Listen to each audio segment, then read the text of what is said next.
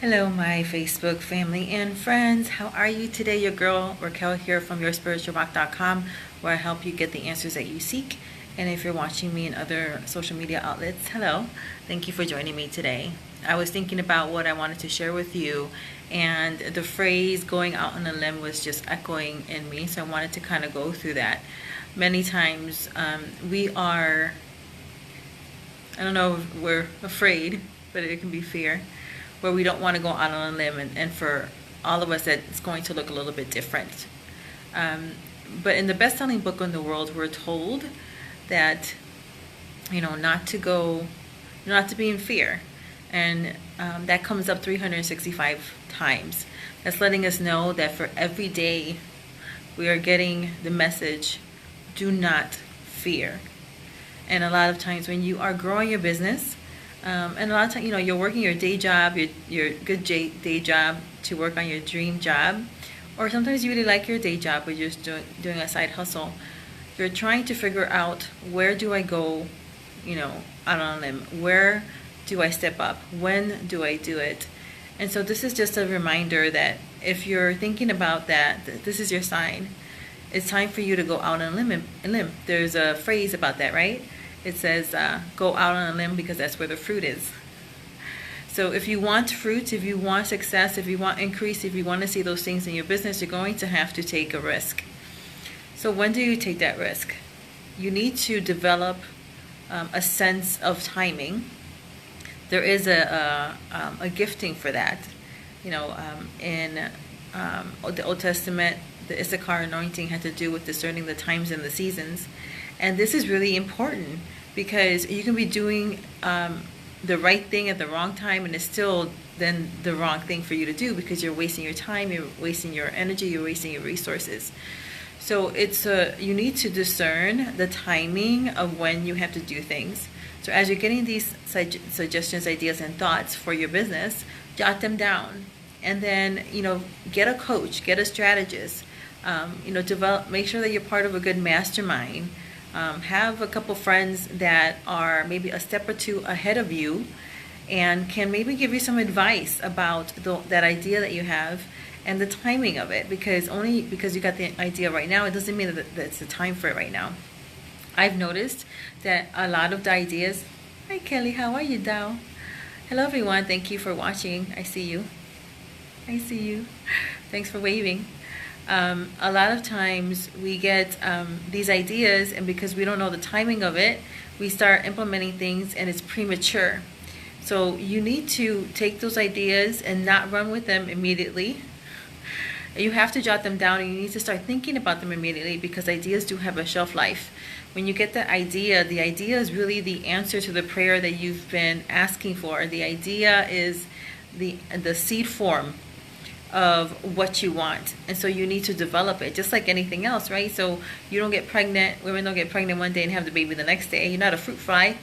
A lot of people, they want to pretend, or they want their businesses to be a fruit fly where you're born and everything's happening in a day. But a fruit fly's life is very short-lived, and so you have to learn to develop. But you have to take those ideas down. You have to do something with them because it's like it's in the ether. It's going to be there and then it'll be gone. And if you don't do anything to anchor that idea, then you might have missed out on the answer to your prayer, and then you're still waiting and waiting and waiting. So this is why it's important for you to connect with people who you can bounce off ideas from, and they can do that with you. So it's a give and take, and not just taking from people, but you're also giving back from your insight and your expertise and what you see in trends. So you want to do that. You want to develop that discernment, write those ideas down, and then if you have to pay for someone, stop trying to get everything cheap and stop trying to get everything for free. I mean, there's a time for that, especially the good thing about not having money in the beginning when you're trying to launch your business is that you have to get very crafty and very and really tap into your own giftings and your own intelligence and your own emotional intelligence and your own talents. And hi Deborah, so nice to see you. Thank you for saying hello. You need to be able to tap into all those things, which is a really great place to be. Don't there's a saying, that, don't despise your small beginnings. Your small beginnings are small for a reason, because you need to learn some things. The last thing you want to do is have this massive success and not being able to handle it, and not being able to handle the massive amount of sales that come in, the massive amount of clients and customers that come in. And then, it can actually drown you and really shut your business down, because you're not in a position to handle what you think that you want. And so in this preparation time, and it's just preparation, because it's going to happen. If you are consistent with what you want to do, if you're consistent with your business, then it will grow, it will explode, it will increase.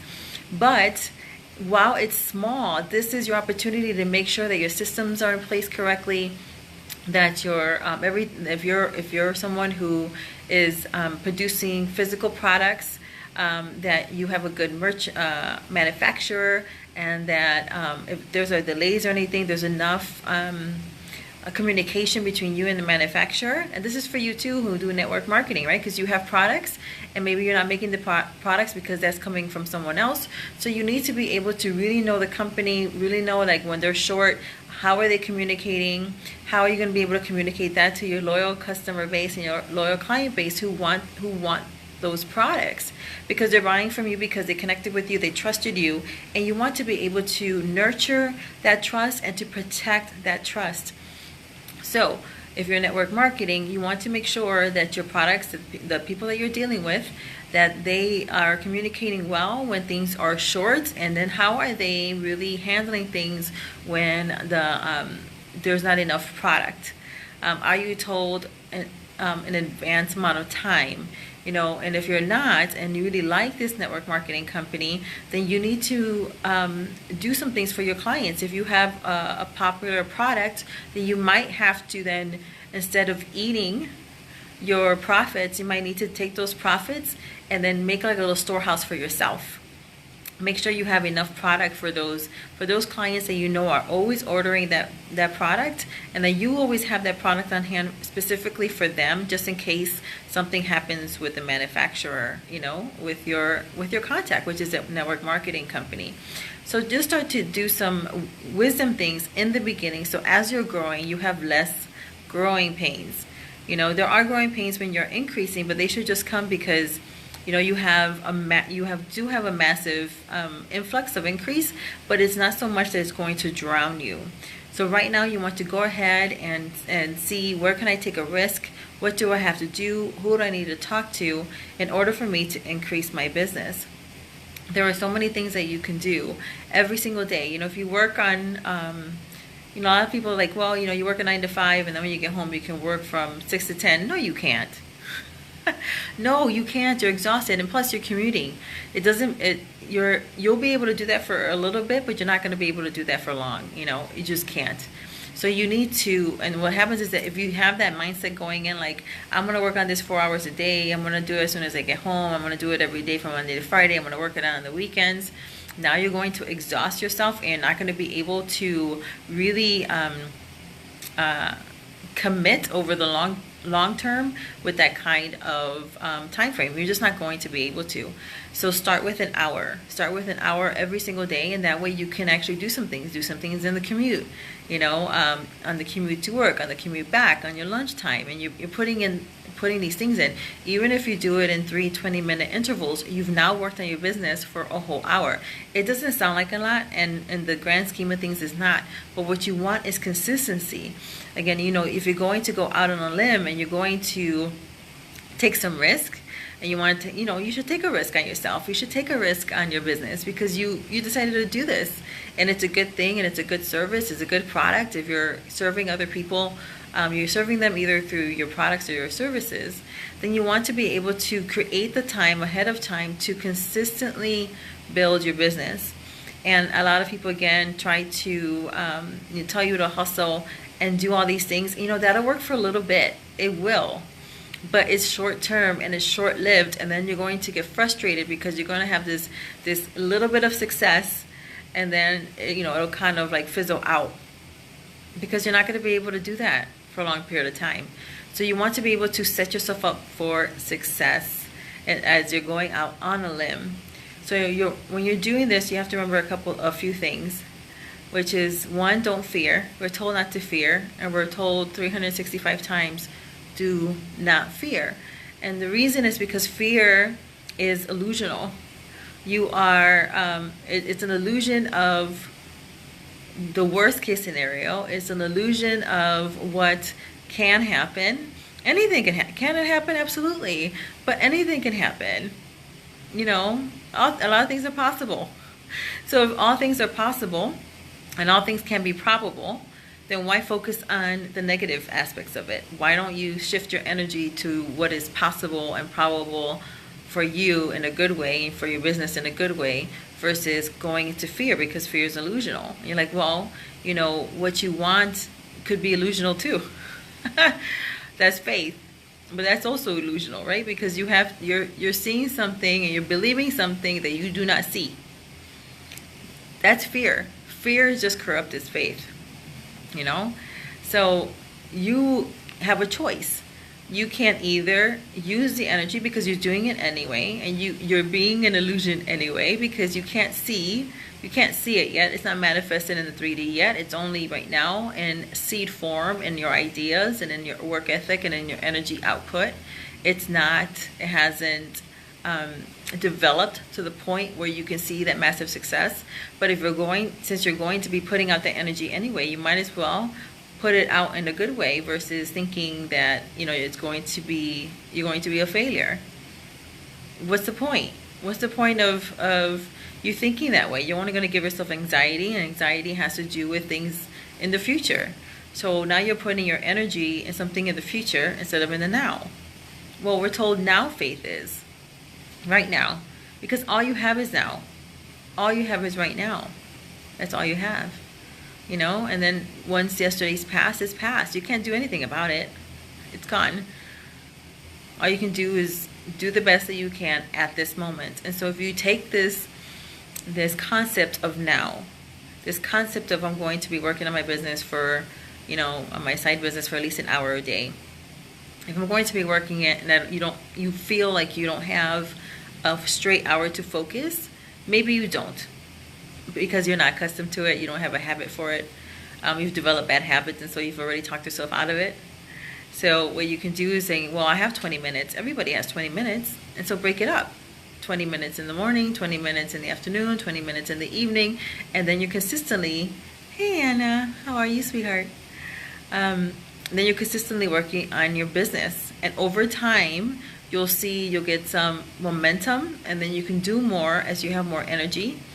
But if you commit to yourself at least an hour a day, by the end of the week, that's 5 hours. And the weekends you put in maybe a little bit more time, you know, maybe 2 hours on Saturday and Sunday. So that's 9 hours. So now you're working 9 hours a week on your dream business, on your, you know, dream job, on your, you know, what you would love to increase.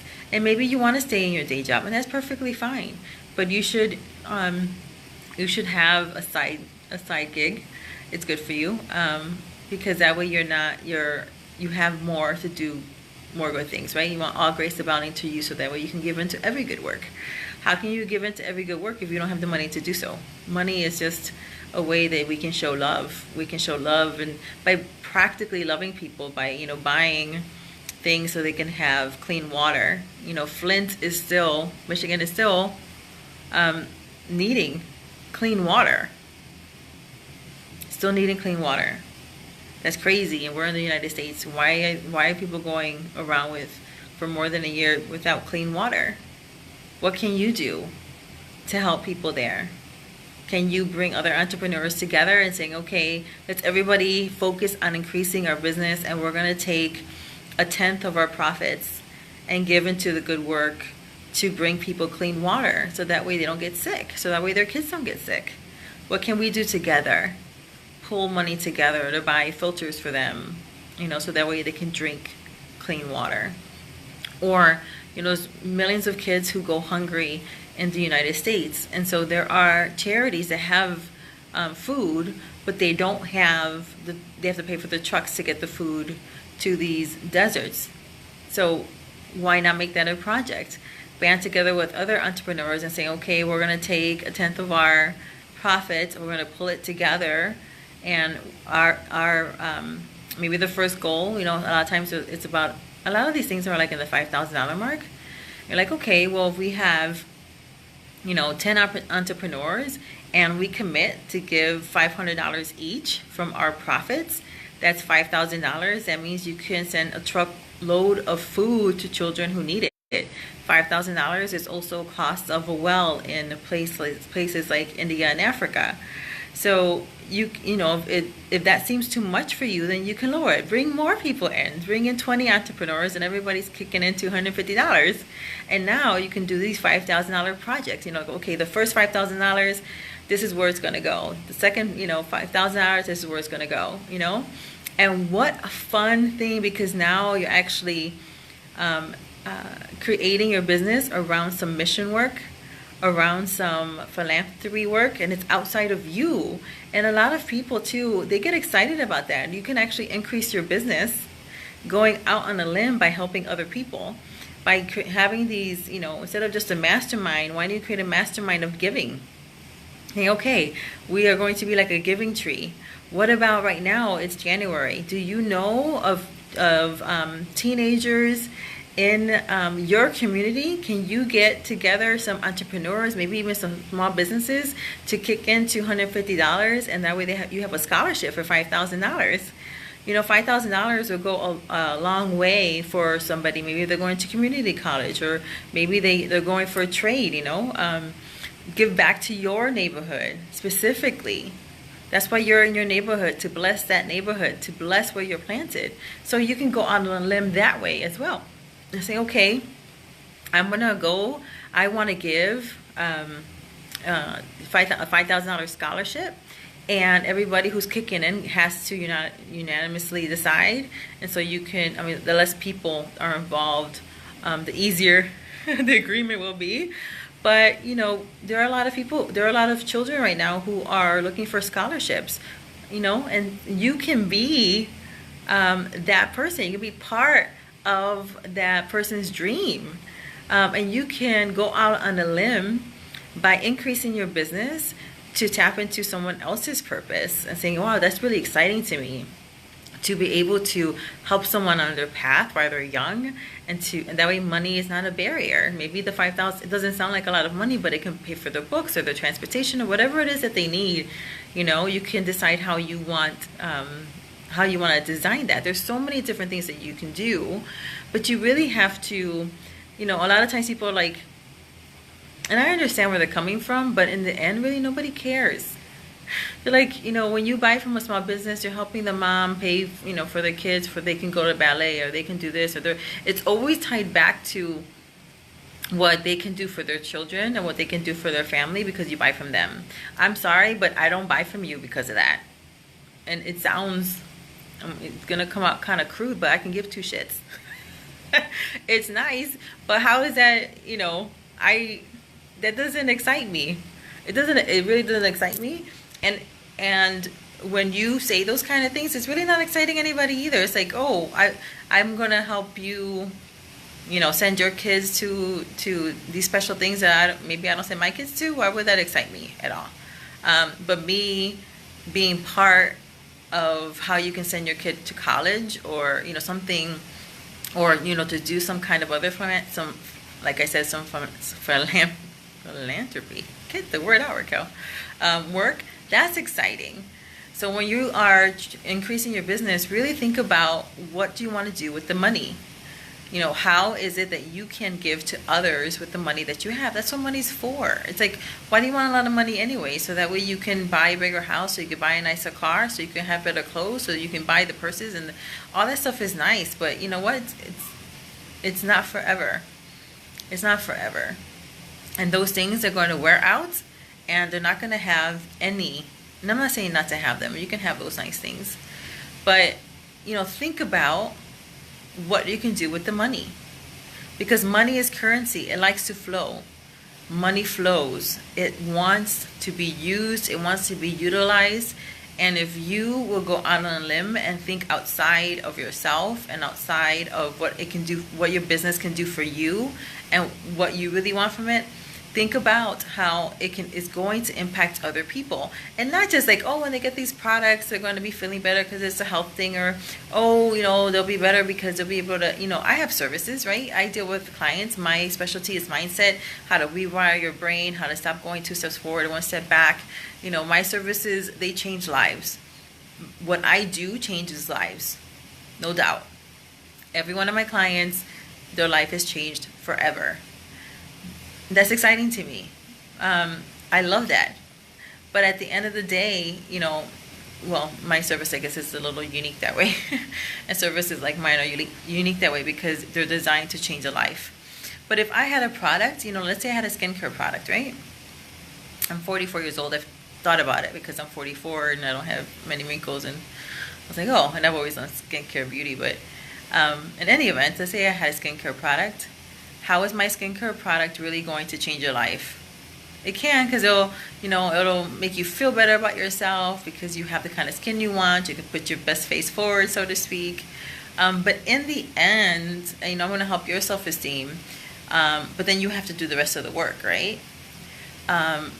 But how can I then take the fact that I'm in the beauty business, and because beauty is God's idea, I love beauty stuff, and how can I really create that as a platform to help other people? The more people you help, the more money you're going to make anyway.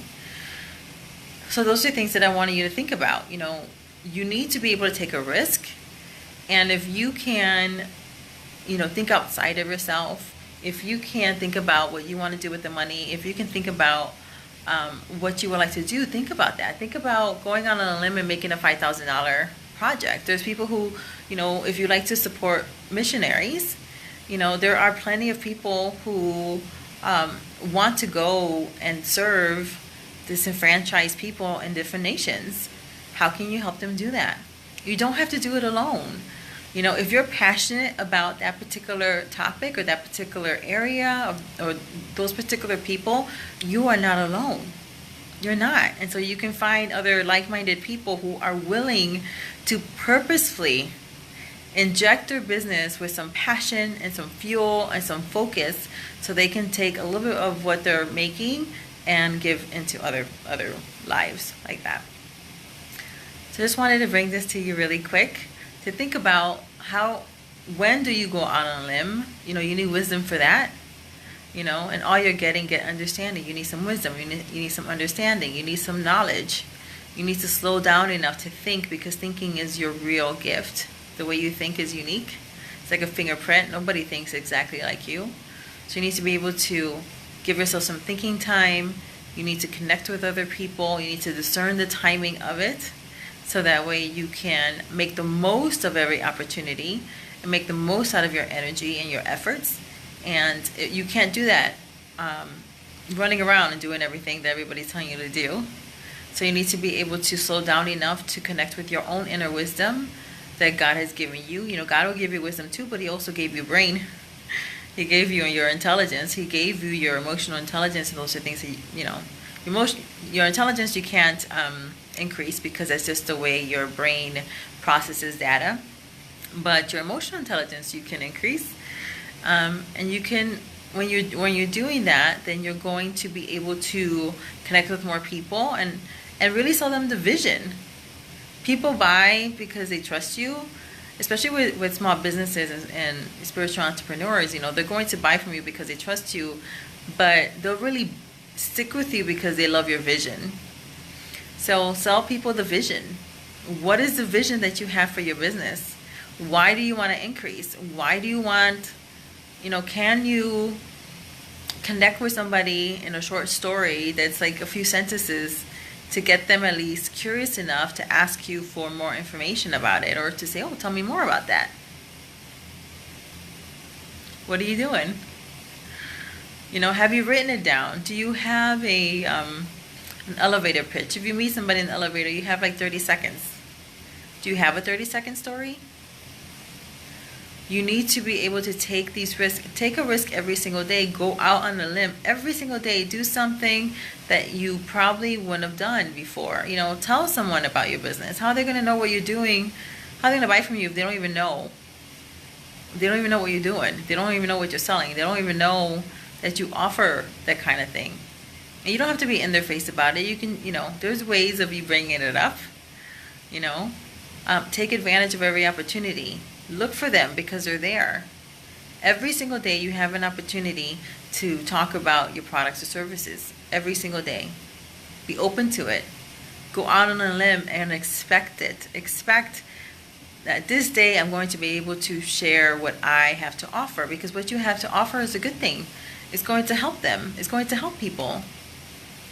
But if you don't believe it and you don't want to go out on a limb and say it, talk about it, tweet about it, put a Facebook post about it, put it on Instagram, constantly be communicating your vision. Communicate your vision more than your products and your services. What do you want to do? Why do you want to do it? Why does that excite you? People will resonate with that. The people who are going to be loyal to your products and your services, they're going to resonate with that. They're going to be like, yeah, I can get behind that. So start designing that. Start designing your vision and articulating that in different ways. So that way it provides you more opportunity to do what you want to do. So think about that. Think about what you want to do, why you want to do it, outside of your family, because really nobody cares. Sorry, nobody cares except your family. Nobody cares that you want to spend, it's great, you want to spend more time with your family. So do I. I want to spend more time with my kids. That's noble, that's great. But at the end of the day, they're not going to be buying from you because that's your main reason. It can't be your main reason. I'm sorry. I know people are like, that's my main reason, but that's why they hustle. If you watch a lot of these people who say that, they are on all the time, 24/7, and they are on hustle mode all the time. And that's just like, that's not the kind of life I want. I don't want to go from working the hours I'm working to still working the hours I'm working in my dream job. That's not a dream job to me. It's not. I'm not going to be working 60 hours on my dream job and I'm still not spending enough time on my kids. No, there's a better way. And again, nobody cares. The only one who cares are my children. They care that I want to spend more time with them, and that I do. So when you're talking about your vision, don't make it about yourself. Because honey, nobody cares. That could be a benefit.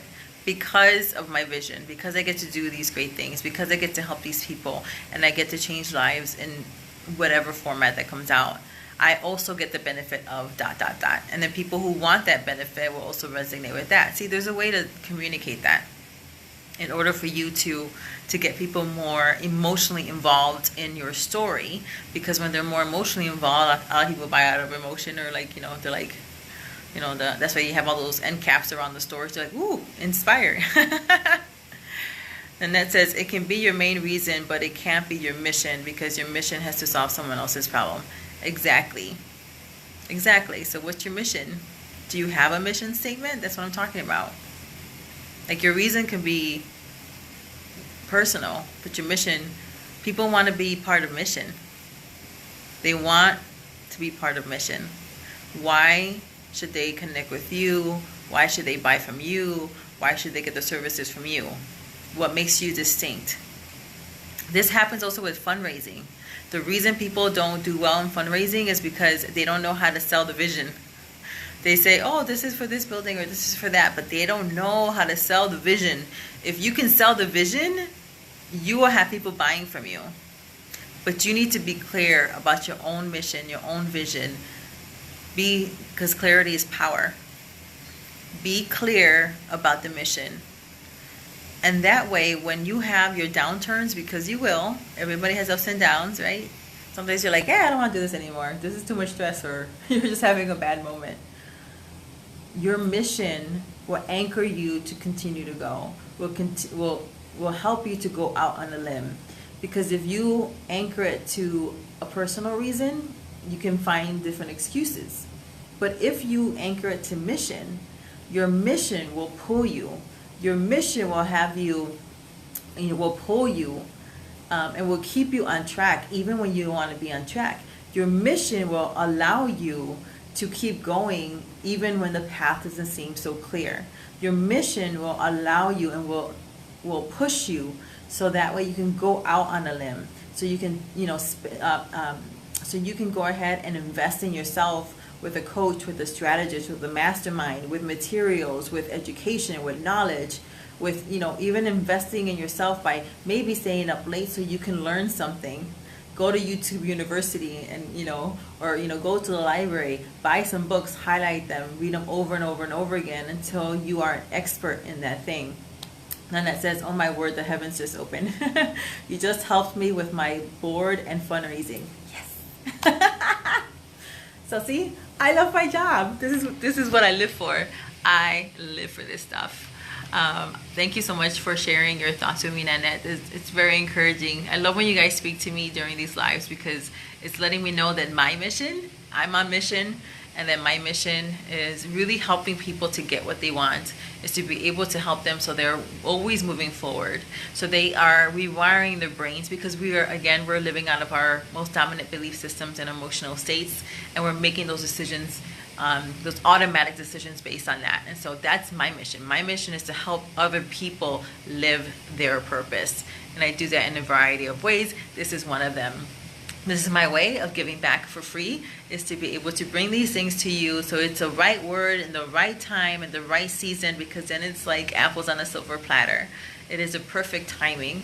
And so thank you, Nanette, for being here and being a great reminder to me that to continue on my mission of helping people, because I was able to help you today. I hope I was able to help other people as well. If there's other topics you would like me to cover, let me know down below or send me a direct message. I would love to chat with you. Have a great day, and I'll talk to you soon. Bye now.